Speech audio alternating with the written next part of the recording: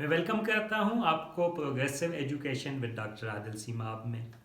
آج ہم اپنے course introduction to modern philosophy کو مزید آگے لے کر چلتے ہیں۔ جس فلاسفر پہ آج میں بات کرنے جا رہا ہوں اس کو انتہائی کمپلیکس، انتہائی کمپلیکیٹڈ فلاسفرز میں سے ایک سمجھا جاتا ہے۔ جی ہاں، میں بات کروں گا کارل پاپر کے حوالے سے۔ آپ کو یاد ہوگا ہم نے اپنی ان ویڈیوز کا سلسلہ جب شروع کیا تھا تو سب سے پہلے ہم نے بات کی تھی ریشنلسٹ ٹریڈیشن پہ، یعنی ڈیڈکٹیو ریزننگ پہ، آرگومنٹس پہ بات کی، ویلڈ اینڈ انویلڈ آرگومنٹس کیا ہوتے ہیں۔ اس کے بعد ہم نے بات کی انڈکٹیو ریزننگ پہ۔ فرانسس بیکن نے انڈکٹیو ریزننگ جو ہے ہمیں بتائی کہ انڈکٹیو ریزننگ کیا ہوتی ہے، اور پھر میں نے آپ کو بتایا تھا کہ جو سائنس ہے وہ بیسیکلی ریلائی کرتی ہے انڈکٹیو ریزننگ کے اوپر۔ لیکن ایک سوال جو وہاں پہ موجود رہا وہ یہ تھا کہ کیا انڈکٹیو ریزننگ آبجیکٹیو ہوتی ہے یا انڈکٹیو ریزننگ بائسڈ ہوتی ہے towards the back ground theories. تو اس کا مطلب یہ ہوا کہ جو انڈکشن ہے یہ آبجیکٹیو نہیں ہوتی۔ اب یہ ایک چیلنج تھا کہ اگر انڈکشن آبجیکٹیو نہیں ہے تو سائنس جو آبجیکٹیوٹی کا دعویٰ کرتی ہے یہ کس حد تک درست ہے۔ اس سوال کو لے کر کارل پاپر نے اپنی تھیوری دی، اپنا میتھڈ دیا، جس کو لاجک آف فالسیفیکیشن کہا جاتا ہے۔ آپ دیکھ سکتے ہیں کارل پاپر کو اپنے اسٹڈی روم میں۔ تو کارل پاپر نے ہمیں یہ کہا کہ جناب سائنس دو طرح کی ہوتی ہے، ایک ہے ریئل سائنس اور ایک ہے فالس فیک سائنس۔ پاپر نے ہمیں یہ بتایا کہ جناب جو ریئل سائنٹسٹ ہوتے ہیں وہ کبھی بھی کسی بھی تھیوری کو درست ثابت کرنے کی کوشش نہیں کرتے۔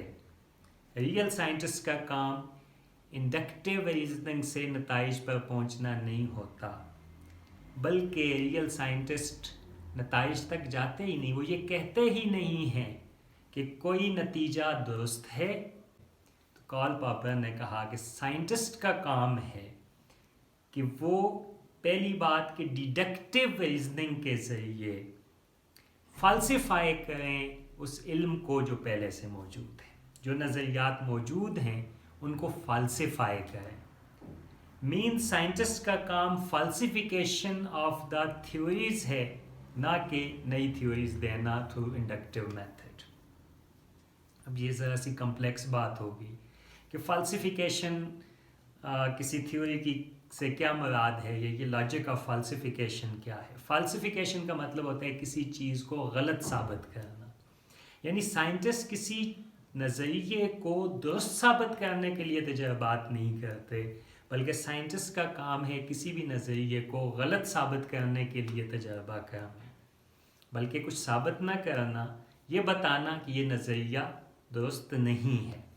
اس کو ہم ایک مثال سے سمجھتے ہیں۔ آپ کو یاد ہے ہم نے بات کی تھی جب ہم انڈکٹیو ریزننگ پہ بات کر رہے تھے تو میں نے آپ کے سامنے 25 چوہوں کی ایک مثال رکھی تھی، اور میں نے یہ کہا تھا کہ اگر 25 چوہوں کو ایک جگہ پہ رکھا جائے اور وہ 25 چوہوں کو 25 دن تک کھانے کے لیے کچھ بھی نہ دیا جائے، 25 دن کے بعد جب ان کو آبزرو کیا جائے اور وہ چوہے مر چکے ہوں تو سائنٹسٹ جو ہے وہ کیا نتیجہ نکالتا ہے کہ اگر 25 چوہوں کو 25 دن تک بھوکا رکھا گیا تو تمام کے تمام چوہے مر گئے۔ اس کا مطلب یہ ہوا کہ چوہے 25 دن سے زیادہ بھوکے زندہ نہیں رہ سکتے۔ تو یہ بنیادی پریمس جو ہے آبزرویشنز کی بنیاد پہ، مشاہدے کی بنیاد پہ پہلا پریمس نکالا گیا، پہلا پریمس بنایا گیا کہ 25 چوہوں کو 25 دن تک بھوکا رکھا گیا۔ اس کے بعد جو نتیجہ نکالا گیا کہ ان میں سے کوئی بھی زندہ نہیں بچا تھا، تو اس کا مطلب کیا ہوا کہ تمام چوہے 25 دن کے اندر مر گئے۔ اب اس لاجک کو کارل پاپر مختلف انداز میں دیکھتے ہیں۔ یہ انڈکشن کی مثال ہے۔ پاپر کہتے ہیں کہ سائنٹسٹ کا کام ایسے نہیں ہوتا، ریئل سائنٹسٹ کا کام یہ نہیں ہے، یہ فیک سائنس کا کام ہے۔ کارل پاپر کے سامنے اگر 25 چوہوں کی مثال ہوتی تو کارل پاپر اس کو آرگومنٹ میں کیسے فریم کرتے، وہ میں آپ کے سامنے رکھتا ہوں۔ کارل پاپر یہ کہتے کہ اگر 25 چوہوں کو 25 دن تک بھوکا رکھا جائے تو تمام کے تمام چوہے مر جائیں گے۔ ایک چوہے کو 25 دن تک بھوکا رکھا گیا، وہ چوہا نہیں مرا۔ اس کا مطلب ہے کہ جو یہ نظریہ تھا کہ تمام چوہے مر جائیں گے 25 دن تک بھوکا رہنے سے، یہ غلط ثابت ہوا۔ یہ ہے لاجک آف فالسیفیکیشن۔ اب دیکھیں انٹرسٹنگ بات اس میں کیا ہے کہ کارل پاپر یہ کہتے ہیں، جس طرح سے وہ فریم کرتے ہیں اپنے نظریے کو، جو لاجک آف فالسیفیکیشن ہے، اس کی جو میتھمیٹیکل شکل بنتی ہے، وہ میتھمیٹیکل شکل آپ کے سامنے ہے۔ اب ہم میتھمیٹیکلی کس طریقے سے کارل پاپر کے نظریے کو فریم کر سکتے ہیں، اس کی میتھمیٹیکل فارم ذرا سی دیکھیے کہ اگر تھیوری ٹی درست ہے تو ہمیں او آبزرو کرنا چاہیے۔ ہم نے او آبزرو نہیں کیا، اس لیے تھیوری ٹی غلط ہے۔ یہ ہے لاجک آف فالسیفیکیشن، یعنی جو تمام کا تمام علم ہے وہ کنجیکچرز پہ مبنی ہے۔ ایک سائنٹسٹ کا کام ان کنجیکچرز کو غلط ثابت کرنا ہے۔ یعنی یہاں پہ جو فوکس کارل پاپر کا ہے وہ کیا ہے کہ جو سیکنڈ پریمس ہوتا ہے کسی بھی تھیوری کا، فرسٹ پریمس کے بعد جو جنرلائزیشن ہوتی ہے، اس کے بعد جو سیکنڈ پریمس ہوتا ہے، اس میں وہ مواقع ڈھونڈنے ہیں، وہ چانس ڈھونڈنا ہے کہ جس میں جو فرسٹ جنرلائزیشن ہے وہ درست ثابت نہ ہو۔ تو اس سے نتیجہ جو نکلے گا، جو آرگومنٹ کا کنکلوژن نکلے گا، وہ کیا ہوگا کہ وہ فالسیفائی کر لے گا فرسٹ پرنسپل کو بھی۔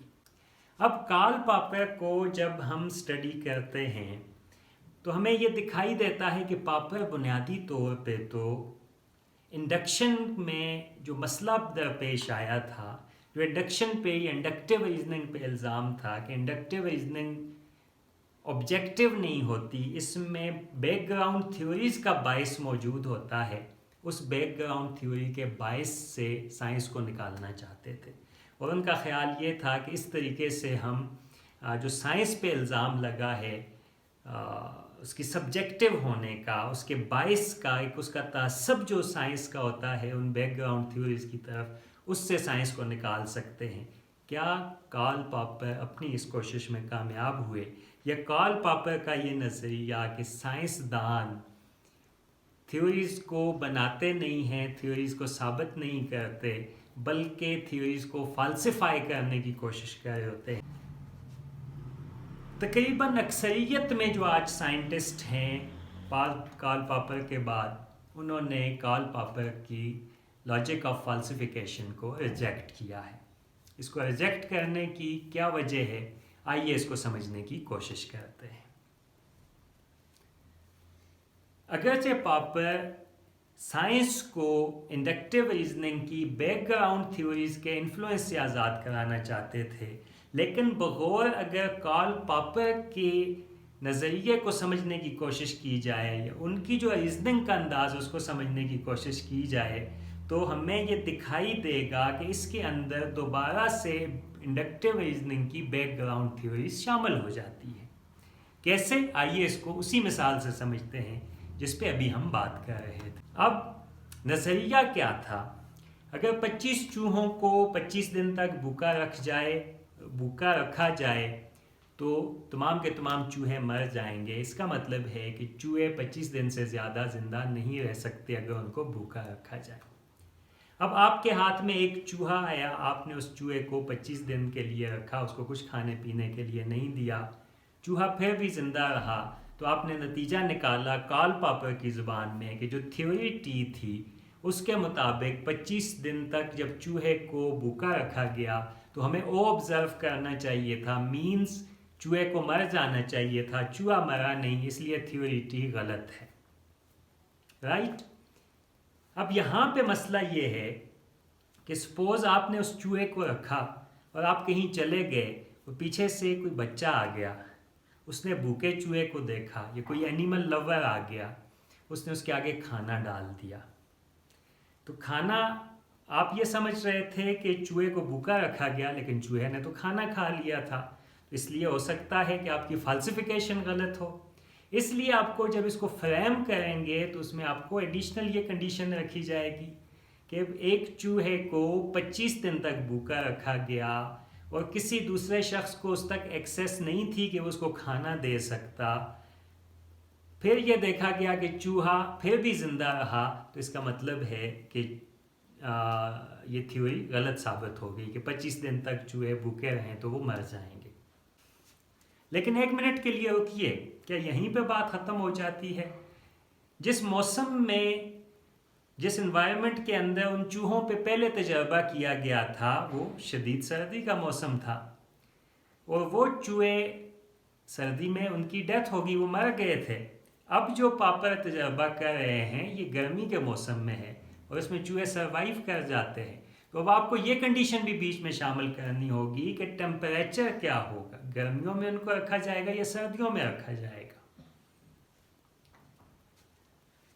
اب آپ درمیان والی دونوں اسمپشنز کو دیکھیں، پریمیسز کو دیکھیں۔ پریمس 1 کیا تھا؟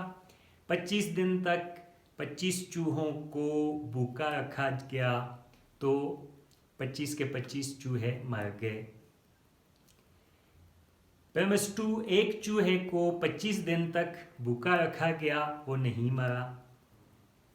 25 دن تک یہ دیکھا گیا کہ کوئی اور شخص اس چوہے کو کہیں چھپ چھپا کے کھانا نہ دے، اس وجہ سے چوہا نہیں، تاکہ یہ پتہ چل سکے کہ واقعی چوہا بھوک کی وجہ سے مرا ہے۔